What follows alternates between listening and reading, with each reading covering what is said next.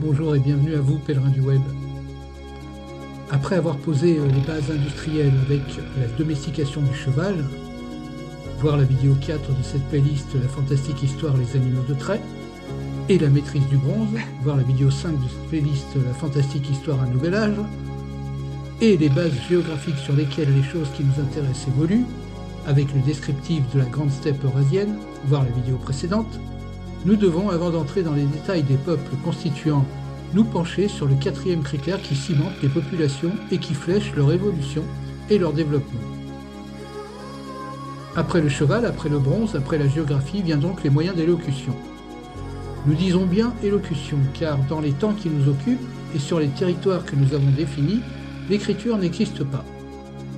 Ce chapitre est consacré au ciment linguistique des peuples que nous nous apprêtons à étudier.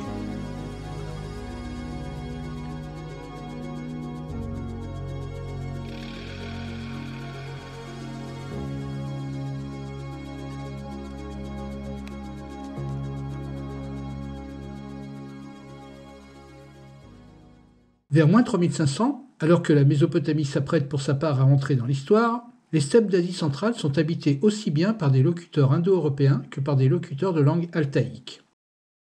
Les langues altaïques font référence au monde de l'Altaï, qui borde la frontière entre le monde des steppes et les mondes mongols et chinois. Mais elles désignent plus spécifiquement l'ensemble des langues eurasiennes. Turque, mongole, toungouse, coréenne, japonaise, Aïnou. Les Indo-Européens sont les locuteurs de la langue indo-européenne commune. Nous venons de le dire, ils se distinguent des locuteurs altaïques. Cependant, comme toutes les langues, l'indo-européenne s'est développée à partir d'une autre qui l'a précédée. En effet, l'indo-européenne commune est une langue relativement récente, qui recèle des vocables concernant les techniques de la poterie, de l'élevage et de l'agriculture, ainsi que des techniques de la métallurgie du cuivre. Les terminologies communes ont trait aux produits dérivés du lait, de la laine, des textiles, de la roue, du joug, de la charrue. Nous avons la chance d'avoir un linguiste dans notre communauté qui pourrait nous éclairer de son savoir sur ces sujets pointus. On peut apprécier cela au forum actif Le latin et ses origines sémitiques. Vous trouverez un lien dans la description. Quoi qu'il en soit, on se doit de remarquer l'importance de ces techniques d'élevage et de métallurgie dans la cohésion civilisationnelle de toutes les cultures locales. Depuis quelques vidéos déjà, nous nous sommes attachés à borner dans le temps l'apparition de ces technologies. Nous pouvons en ressortir que la langue indo-européenne qui émerge est très vraisemblablement un produit de la phase finale du néolithique, entre moins 5000 et moins 2000. Lorsqu'au XIXe siècle on a découvert les langues classiques, le sanskrit qui s'est retrouvé dans des documents en pays hittites rédigés vers moins 1400, le persan ancien, l'avestique, qui apparaît avec le zoroastrisme dans une fourchette de temps d'une grande imperfection, puisqu'elle varie entre moins 1500 et moins 550, le grec ancien, linéaire A qui apparaît vers moins 1750 en Crète et linéaire B qui apparaît en moins 1375 en Crète également, l'hypothèse d'une langue mère est immédiatement évoquée. Les premières recherches entreprises placent le foyer originel de cette langue mère en Asie centrale. Il se trouve que c'est à partir de cette zone géographique que s'opère la dispersion des peuples dits indo-européens. Cette analyse se fonde sur l'idée que le sanskrit est, sinon la langue mère, du moins celle qui en conserve le plus grand nombre d'affinités, à cause de sa complexité et de ses traits archaïques, notamment dans la déclinaison, la conjugaison et la grammaire. Cependant, le déchiffrement du hittite en 1917 allait changer les perspectives. Tout en ayant des traits indo-européens évidents, de par sa morphologie, cette langue hittite, inusitée depuis 3000 ans, depuis la fin de la domination amoro-suméro-akkadienne, présente de nombreuses originalités, par exemple l'absence de distinction entre le masculin et le féminin, ce qui donnera le neutre. Cette langue hittite ne distingue que les êtres animés et les êtres inanimés. De fait, la plupart des analystes considèrent que, à cause de son ancienneté, le hittite et les autres langues anatoliennes, éteintes aujourd'hui, descendraient non de l'indo-européen, mais d'une langue antérieure, une sorte de proto-indo-européen, la fameuse langue mère tant recherchée. Le hittite et les autres langues anatoliennes se seraient séparés de ce tronc commun, proto-indo-européen, bien avant les autres langues. Cette séparation doit être datée au plus tard vers moins 2600, mais sûrement bien avant.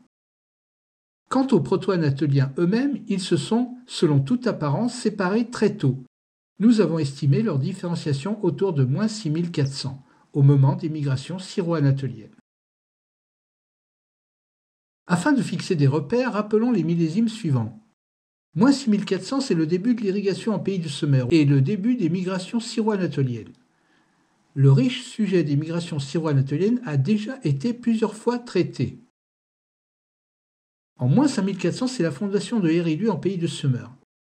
En moins 3300, c'est le début de la révolution urbaine en pays de Sumer, qui coïncide avec le début de l'écriture, le début de l'âge du bronze et le début du trait bovin, sujet traité dans la vidéo 2 de la playlist Naissance des dieux. En moins 2900, c'est le début des dynasties archaïques en basse Mésopotamie, sujet traité dans la vidéo 052 de cette playlist. En moins 2600, c'est le début de la civilisation dite de l'Indus qui correspond à la période de l'Harappa moyen, sujet traité dans la vidéo 053 de cette playlist. En moins 2340, constitution de l'empire akkadien de Sargon et relations commerciales importantes avec la civilisation harapéenne de l'Indus. Nous y reviendrons plus tard. En moins 2004, c'est la fin de la période sumérienne avec la chute d'Ur en Chaldée, en référence à Abraham. Et c'est la gestation des nouvelles entités qui vont dominer localement le deuxième millénaire, les Hittites, les Babyloniens, les Assyriens. Il y a un effondrement de la civilisation de l'Indus, sujet traité dans la vidéo 5.3 de cette playlist. Seule l'Égypte pharaonique, qui existe depuis déjà un millénaire, gardera son unité politique, malgré des phases intermédiaires de plus ou moins forte turbidité. La principale hypothèse archéologique du foyer originel des Indo-Européens est l'hypothèse Kourgan. Cette hypothèse est majoritaire chez les chercheurs pour expliquer l'origine des langues indo-européennes. Cette hypothèse affirme l'existence d'une proto-langue, ou langue mère, parlée par une population qui aurait vécu dans les plaines steppiques du sud de la Russie.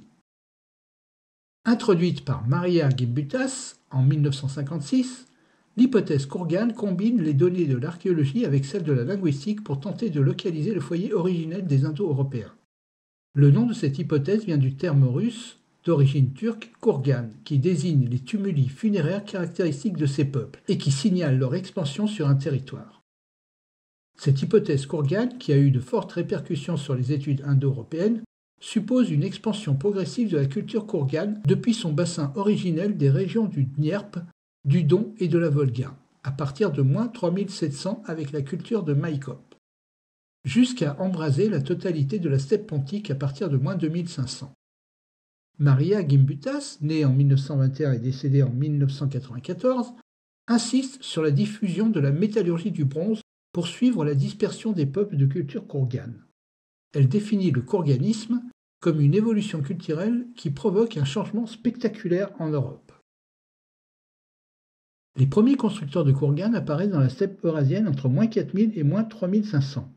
La culture de Maïkop émerge en moins 3700 au nord du Caucase. Nous y reviendrons en détail. La domestication du cheval commence à la même époque dans la culture de Botaï, au nord du Kazakhstan. Nous y reviendrons en détail là aussi. C'est à ce moment que l'on suppose la séparation des langues anatoliennes du tronc commun linguistique conformément au modèle indo-hittite. En moins 3500, les populations du nord de la Caspienne, constituées de cavaliers, nomadisent entre la Volga et l'Oural. Elles entrent dans la révolution néolithique, domestiquent les plantes et les animaux dont le cheval abonde en troupeaux sauvages. Ce progrès dans la locomotion est visible dans le matériel archéologique, les premiers morts des chevaux sont exhumés. La domestication chevaline permet une dispersion géographique importante et rapide, entraînant la kourganisation des cultures nord-pontiques et au-delà de l'Europe. Selon la théorie de Gimbutas, qui, rappelons-le, s'appuie sur la linguistique, les peuples des Kourganes auraient conquis l'Europe à l'aide du cheval, attelé ou non à des chars de combat. Par la suite, à partir de moins 3000, la migration depuis les steppes pontiques vers le centre de l'Europe devient très importante. La culture Yamna est alors déterminante pour la progression vers le centre de l'Europe. Ceci a donné naissance vers l'ouest à la culture de la céramique cordée. Ces deux cultures, Yamna et céramique cordée, jouent un rôle central dans l'hypothèse kourgane. L'assimilation de la culture nord-pontique par des vagues successives de l'expansion kourgane aboutit à des cultures qui partagent de nombreux traits communs, mais toujours dans le cadre de fortes disparités régionales. Car en effet, Étant donné que l'on note l'apparition simultanée des Kourganes en Europe orientale et en Europe occidentale, notamment au Portugal et en Bretagne, ceci suggère soit une expansion plus ancienne des Indo-Européens, soit un lieu d'origine tout autre que les steppes pontiques, sinon à admettre que les Yamniens sont vraiment de sacrés cavaliers, peut-être dotés d'une technique téléportative.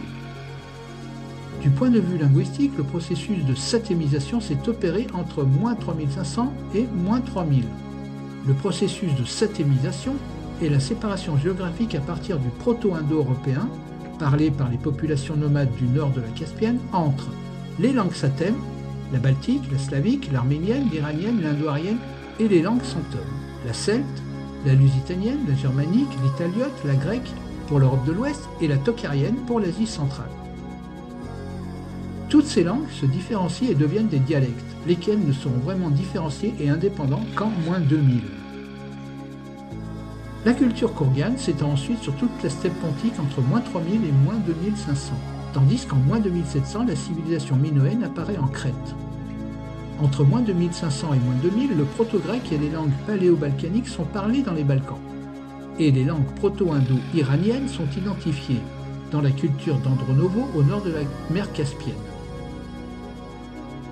Entre -2000 et -1500, la culture des catacombes naît dans les steppes pontiques du nord de la mer Noire, en même temps que les langues indo-iraniennes s'étendent en Asie centrale et vers l'Inde. Entre -1500 et -1000, la culture proto-celtique de l'Hallstatt apparaît en Europe centrale. Les langues italiotes se répandent dans la péninsule italienne, la civilisation mycénienne se distingue en Grèce, et en Inde, la civilisation védique est à son apogée dans la région du Pendjab. De -1000 à -500, les langues germaniques se répandent dans le nord de l'Europe. À côté des études de Maria Gimbutas, d'autres viennent préciser l'étendue des migrations kourganes. En 2018, David Reich et son équipe montrent qu'une migration massive est survenue vers -2500 depuis le continent vers la Grande-Bretagne, ce qui a introduit la culture campaniforme dans l'île. La propagation du complexe campaniforme est associée au remplacement d'environ 90% du patrimoine génétique existant, et cela en quelques centaines d'années. Selon cette étude, cette migration est le prolongement de l'expansion vers l'ouest de l'ascendance pontique Yamna vers l'Europe centrale et du Nord durant les siècles précédents. En 2017, des études similaires avaient montré qu'un important mouvement de population prenant son origine lui aussi dans la culture Yamna s'est propagé vers l'est en direction du nord de l'Inde et du Pakistan, cela vers -1500, ce qui confirme l'hypothèse d'une migration des steppes apportant le sanskrit en Inde comme le permet l'hypothèse kourgane. Il est frappant de constater que la grande majorité des locuteurs indo-européens vivant à la fois en Europe et en Asie du Sud recèlent de nombreuses fractions d'ascendance liées aux pasteurs de la steppe de la culture Yamna. Tout cela suggère que la langue ancestrale commune de tous ces peuples, modernes indo-européens, la fameuse langue proto-indo-européenne, était la langue de Yamna. Les liens entre la culture matérielle dans la steppe kazakh de l'âge du bronze moyen et récent et la culture védique précoce en Inde sont dès lors établis. James Mallory, défenseur de cette hypothèse kourgane, plaide pour une diffusion pacifique de la culture des Kourganes. Il suppose une prise de contrôle progressive et pacifique des sociétés indigènes proto-historiques par une élite issue des peuples des Kourganes, la langue de cette élite étant progressivement adoptée par les populations autochtones, celles-ci souhaitant être associées au nouveau système social en train de se mettre en place. Les études paléogénétiques montrent que les populations d'Europe occidentale et celles extrême-orientales ont suivi des trajectoires opposées au début du néolithique européen entre -6400 et -5200. Des groupes étroitement liés aux premiers agriculteurs apportant le néolithique, différents des chasseurs-cueilleurs autochtones, sont apparus en Allemagne, en Hongrie et en Espagne. Cette population néolithique correspond à l'arrivée de la culture Yamna en Europe de l'Ouest. La génétique explique que les populations du néolithique récent en Allemagne ont au moins 75% de leur capital génétique venant des Yamna. Ce fort pourcentage génétique documente fermement l'existence d'une migration massive au cœur de l'Europe depuis sa périphérie orientale. Cette ascendance des steppes a persisté chez tous les Européens centraux échantillonnés jusqu'à au moins -3000. Cette ascendance steppique reste omniprésente chez les Européens d'aujourd'hui. L'âge du bronze, qui s'étend de -3400 à 1200, était une période hautement dynamique impliquant des migrations et des remplacements de populations à grande échelle. Ces migrations et ces remplacements sont les responsables du façonnage de parties importantes de la structure démographique actuelle en Europe et en Asie. La pigmentation de la peau claire chez les Européens était déjà présente à haute fréquence à l'âge du bronze, mais pas la tolérance au lactose. Cette dernière propriété indique une sélection plus récente sur la tolérance au lactose qu'on ne le pensait auparavant.